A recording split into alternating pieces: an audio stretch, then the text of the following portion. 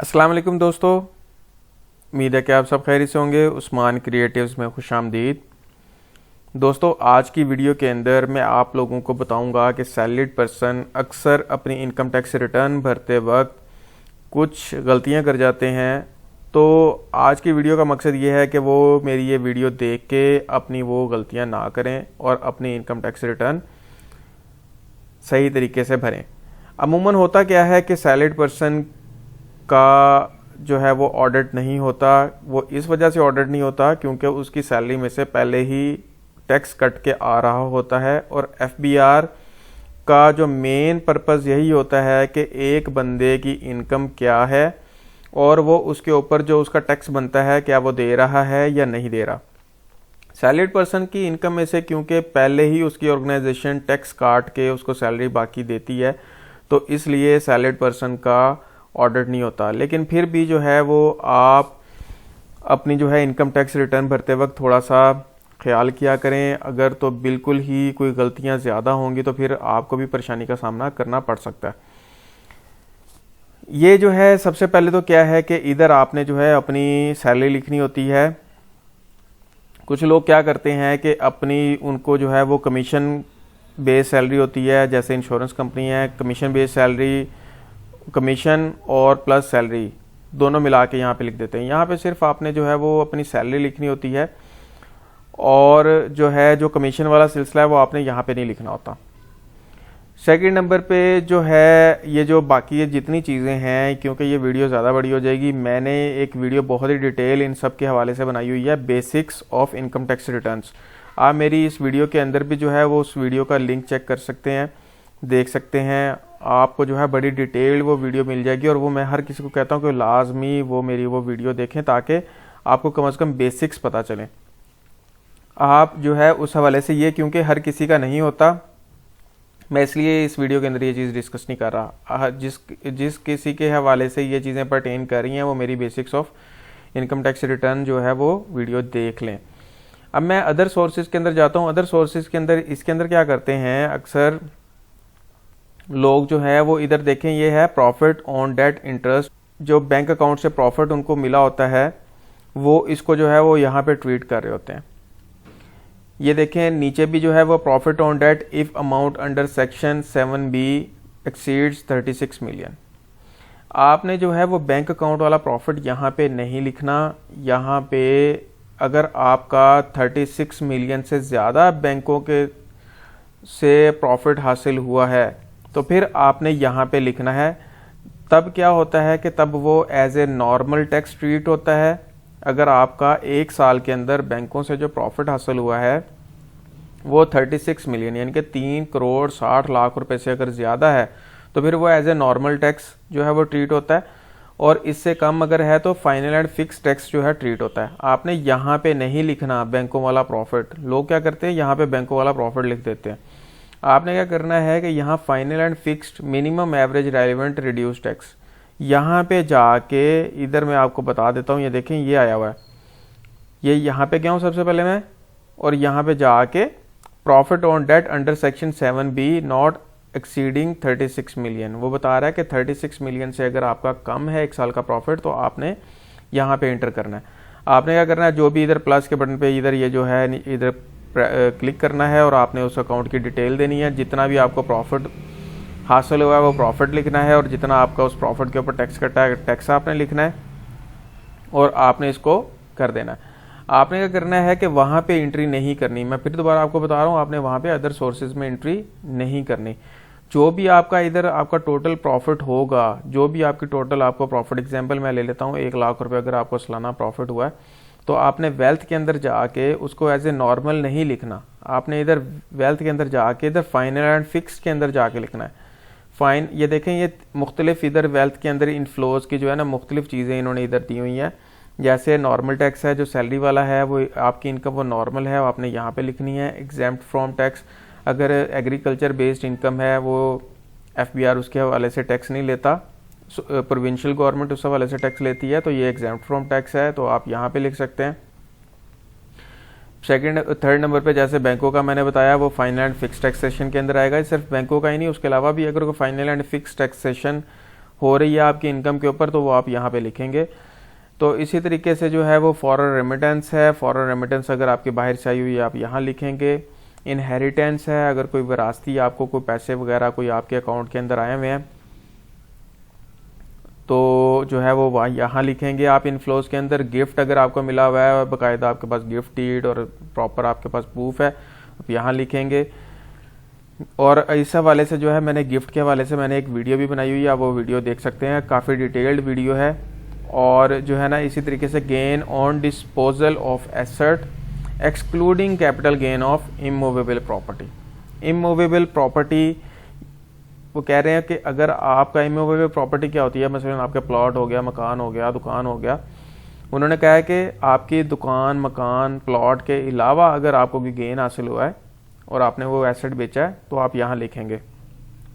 जैसे कोई गाड़ी आपने बेची है तब आप यहाँ पे लिखेंगे। तो ये क्या करते हैं लोग, क्या करते हैं, हालांकि इन्होंने एक्सक्लूडिंग लिखा हुआ है, इधर प्रॉपर्टी इनकम जो आपने प्रॉपर्टी बेच के जो इनकम हासिल की वो लोग यहाँ पे लिखना शुरू कर देते हैं। जो यहाँ लिखते हैं वो गलत लिखते हैं। प्रॉपर्टी के ऊपर जो इनकम है वो मैंने gain on capital gain on immovable property के हवाले से मैंने वीडियो बनाई हुई है, वो भी आप देख सकते हैं, काफ़ी इंफॉर्मेटिव वीडियो है। तो आप जो है वो ये सारी जो है वो एंट्रीज जो है वो ये मेरी उन वीडियोस को देख के आप इनको जो है वो आराम से कर सकते हैं।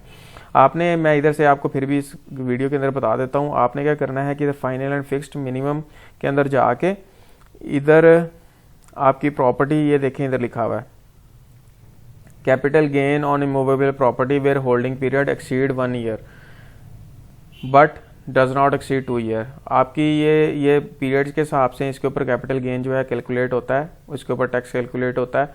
तो आपने जो है वो इधर से जो है वो देख के करना होता है।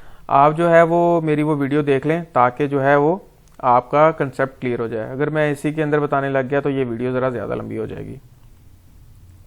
अच्छा, ये अदर सोर्सेज के अंदर मैंने अब ये आपको बता दिया कि यहाँ पे आपने जाके बैंक अकाउंट का नहीं लिखना। ये तो जस्ट ये है कि अगर एग्जांपल आपने किसी को पैसे इंटरेस्ट पे किसी को पैसे दिए हुए हैं, आप यहाँ पे जो है वो लिख सकते हैं उसको, बैंक वाला आप यहाँ पे नहीं लिख सकते। अच्छा, अदर सीट्स में अगर आप कुछ लिखना चाहते हैं तो लिख सकते हैं। एनओटी पेंशन, पेंशन के ऊपर भी अक्सर लोग जो है वो टैक्स दे रहे होते हैं, पेंशन के ऊपर जो है वो टैक्स नहीं होता। ठीक है, तो अब मैं आगे जाता हूँ फॉरेन सोर्सेज के अंदर। फॉरेन सोर्सेज के अंदर मैं आप लोगों को बता दूँ फॉरेन इनकम क्या होती है। फॉरेन इनकम यहाँ पे हमने देनी है कि अगर हमने बाहर के मुल्क से कोई इनकम कमाई है, जैसे मैं एग्जांपल कि मैंने बाहर के मुल्क के अंदर स्टॉक एक्सचेंज के अंदर पैसे इन्वेस्ट किए तो वहाँ से कोई पैसे कमाए हैं तो वो फॉरेन इनकम है।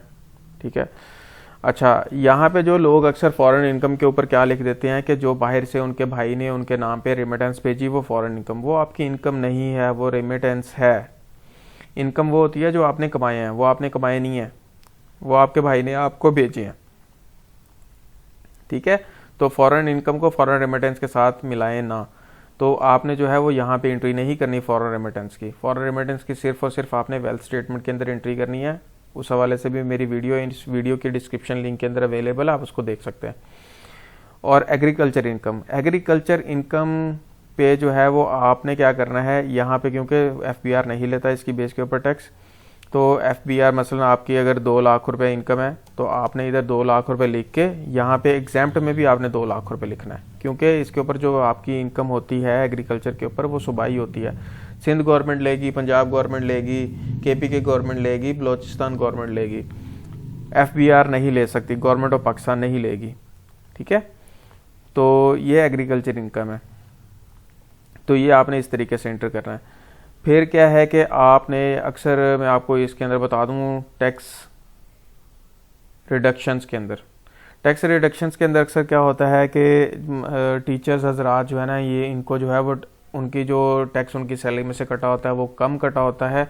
और यहाँ पे जब वो अपनी इनकम लिखते हैं तो वो कहते हैं यार ये तो मुझे अपने पल्ले से पैसे कोई डालने पड़ेंगे। ऐसा नहीं होता, टीचर हजरात को कुछ रिबेट हासिल होती है। मैं एग्जांपल आपको दे के बताता हूँ। इधर सैलरी अगर किसी एक टीचर की 12 लाख रुपए इनकम थी, तो अगर एक नॉर्मल बंदा है तो उसने क्या है कि टैक्स देना 30,000 रुपये। ठीक है, लेकिन टीचर या रिसर्चर ने जो है वो 30,000 पे टैक्स नहीं देना। मैं इधर जाके ये ही मैं लिख देता हूँ कि मुझे इतने की, ये कोई भी अमाउंट, इधर आप 1 लाख भी लिख सकते हैं, वैसे आप जो है अंदाज़ा थोड़ा सा हो जाएगा आपको। ये देखें, ये करता हूँ, ये 7500 रुपये उसको जो है वो कम टैक्स कटा होगा। मैंने इधर लिख के मसलन इधर मैं अगर 1 लाख भी लिख देता हूँ, ये उधर जब मैं इधर कैलकुलेट पे करूँगा तो वो 7500 रुपया हो जाएगा, यानी कि 7500 रुपये का इनको टैक्स रिडक्शन है। तो उन्होंने 30,000 नहीं टैक्स देना, उन्होंने जो है वो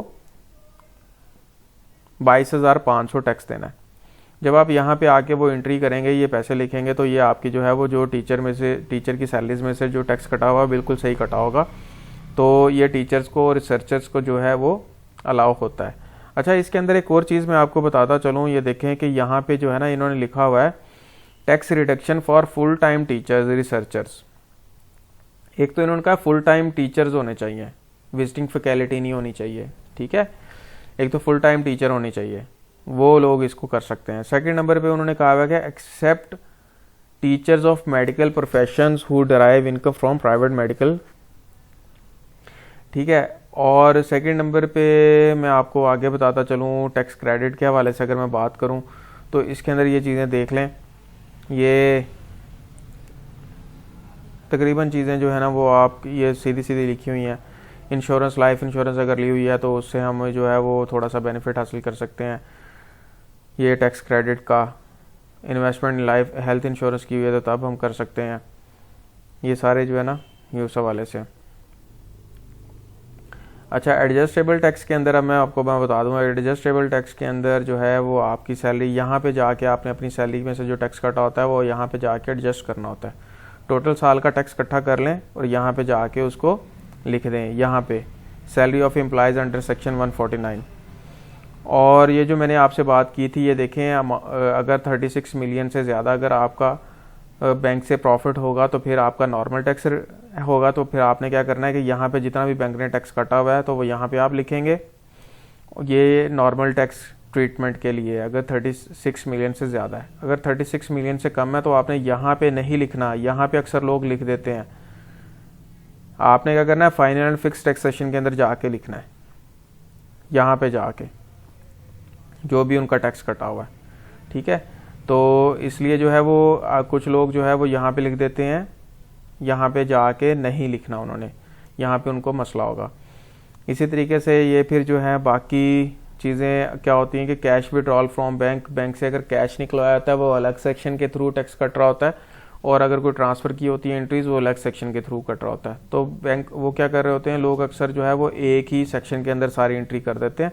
आप कोशिश करें कि बैंक से अलग-अलग जो आपकी जिन सेक्शंस के थ्रू आपके जो है वो टैक्स कटा हुआ है, अलग-अलग सर्टिफिकेट बनाएं और उस सेक्शन के आगे ही उसकी एंट्री करें। और जो है इसके अंदर ये, अच्छा, ये जो जितनी आपकी फाइनल एंड फिक्स्ड इनकम होती है वो आपने यहाँ पे लिखनी होती है। यहाँ पे आके आपने किसी और जगह पे इनकम नहीं लिखनी। ये कैसे, कौन कौन सी इनकम है, dividend under section 150, price bond अगर निकला हुआ है तब भी फाइनल एंड फिक्स टैक्सेशन है। क्रॉसवर्ड पजल अगर है, आपने कोई प्राइज़ विन किया हुआ है, तो लॉटरी विन की हुई है, कोई विनिंग फ्रॉम क्विज़ है, वो सारे जो भी आपकी इनकम है और उसके ऊपर टैक्स आपने दिया हुआ है वो आप इधर लिखेंगे। और इसके अलावा जो है वो आपने अगर एडवांस टैक्स ऑन रजिस्टरिंग और attestation transfer property, immovable property, अगर इसके ऊपर टैक्स दिया हुआ तो आप यहाँ लिखेंगे। अच्छा, ये आपके कैपिटल गेन के हवाले से है, कैपिटल गेन और ये ऑन इमूवेबल प्रॉपर्टी, अगर प्रॉपर्टी 1 साल से पहले आपने जो रखी है सेल कर दिया तो तब यहाँ पे आएगी। अगर आपने प्रॉपर्टी जो है वो 2 साल, 1 साल के से ज़्यादा और 2 साल से पहले आपने सेल किया तो यहाँ पे आएगा। अगर आपने 2 साल से ज़्यादा रखी, 3 साल पे सेल किया तो वो यहाँ पे आएगा। अगर आपने 3 साल से ज़्यादा और 4 साल से पहले आपने सेल्स कर दिया तो यहाँ पे आएगा। इसी तरीके से आपके सिक्योरिटीज़ के हवाले से हैं, स्टॉक एक्सचेंज के हवाले से हैं चीज़ें, ये जो जहाँ पे ये आपके बैंक प्रॉफिट के हवाले से है। तो यह यहाँ पे जो है ना आपने अपनी एंट्रीज करनी है, ना कि किसी और जगह पे और एंट्री करनी है। तो ये हो गया। फिर आप जो है आपको वेल्थ स्टेटमेंट के हवाले से बता दूं, सबसे ज़्यादा जो गलती करते हैं वो ये करते हैं कि अब पिछले साल जो आपके क्लोजिंग एसेट्स थे, यानी कि जो आपके एग्जांपल ले लेते हैं कि अगर आपके 25 लाख रुपए पिछले साल जो है वो एसेट्स थे, करंट एसेट्स, तो इस साल जो है वो आपके जब पिछले साल के जो करंट एसेट्स थे, इस साल आपके प्रीवियस एसेट्स होंगे।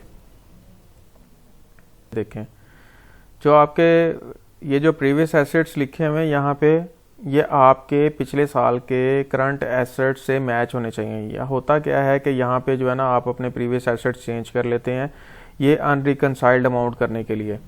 पिछले साल में यही वाली अमाउंट आपके एज ए करंट एसेट्स लिखे होते हैं, तो ये करंट एसेट और इस साल की आपके जो रिटर्न आप भर रहे हैं यहाँ के आपके प्रीवियस ईयर्स के जो है ना वो एसेट्स सेम होने चाहिए। यहाँ से अक्सर लोग क्या करते हैं, यहाँ से चेंज हो जाते हैं तो उनका नाम जो है ऑडिट के अंदर आ जाता है।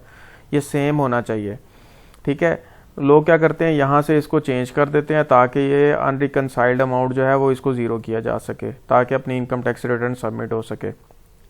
आपने यहाँ से इसको ज़ीरो करने के लिए अपने एसेट्स जो हैं वो के अंदर कमी बेशी कर सकते हैं, एक्सपेंस के अंदर कमी बेशी कर सकते हैं, लेकिन इसके अंदर आपने कमी बेशी नहीं करनी, ठीक है।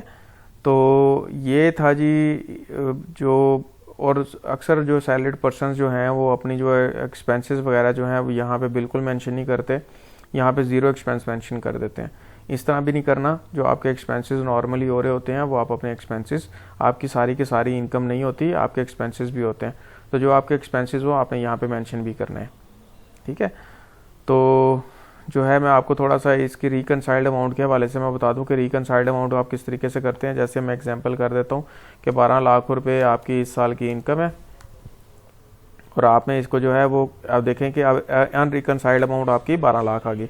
अब ये इन 12 लाख रुपए में से देखें कुछ आपने अगर रेंट पे घर दिया हुआ है तो कुछ आपने रेंटल दिया होगा, रेंट पे अगर घर लिया हुआ है तो एग्जांपल 10,000 भी अगर रेंट था तो आपका महीने का तो 1,20,000 आपका रेंट हो गया। कोई आपने टैक्सेस वगैरह दिए हुए हैं जो आपने इनकम के ऊपर एग्जांपल आपने टैक्स दिए हुए हैं, तो उसके अलावा कोई और टैक्सेस दिए हुए हैं तो ये 20,000 पे आपके वो टैक्सेस हो गए। अगर आपने वो बिजली का बिल जो है वो दिया हुआ है 80,000 रुपये का बिल था जी, वो हो गया। आपका गैस का बिल है जी 15,000 का, टेलीफोन का बिल है जी 15,000 का। तो आपके जी इसके अलावा और अगर इंश्योरेंस ली हुई है तो अगर आप इंश्योरेंस भी लिख देंगे कि 1 लाख रुपए की इंश्योरेंस ली हुई है, ये जी आपके महीने के जो अदर ग्रॉसरी श्रॉसरी के एक्सपेंसेस हैं 4 लाख रुपए पूरे साल के। ये आप कब देखें तो 7,50,000 बन गए। तो 7,50,000 अभी भी ये आपका रिकनसाइल्ड है 4,50,000। 4,50,000 ये या तो आप क्या कहते हैं 4,50,000 आपके और एक्सपेंसेस हैं तो ये ख़त्म हो जाएगा, या फिर 4,50,000 रुपये के आपने अपने एसेट्स बनाए हैं। तो आप इधर क्या करेंगे, एसेट्स में जाके अपने एसेट्स उतने ज़्यादा ऐड कर लेंगे तो फिर भी ये ज़ीरो हो जाएगा, ठीक है। तो इस तरह अपनी जो है इनकम जो है वो आप अपनी इनकम टैक्स रिटर्न जो है वो सबमिट करवा सकते हैं और इस तरह आपकी जो है ये अमाउंट जो है ज़ीरो हो जाएगी। उम्मीद है कि आप लोगों को मेरी ये वीडियो पसंद आई होगी, इन्फॉर्मेटिव लगी होगी। अगर आप लोगों को मेरी ये वीडियो पसंद आई, इन्फॉर्मेटिव लगी तो मेरी इस वीडियो को लाइक कीजिएगा, अपने दोस्तों के साथ शेयर कीजिएगा। अपना और अपनी फैमिली वालों का बहुत ज़्यादा ख्याल रखें। पाकिस्तान जिंदाबाद। अल्लाह हाफिज़।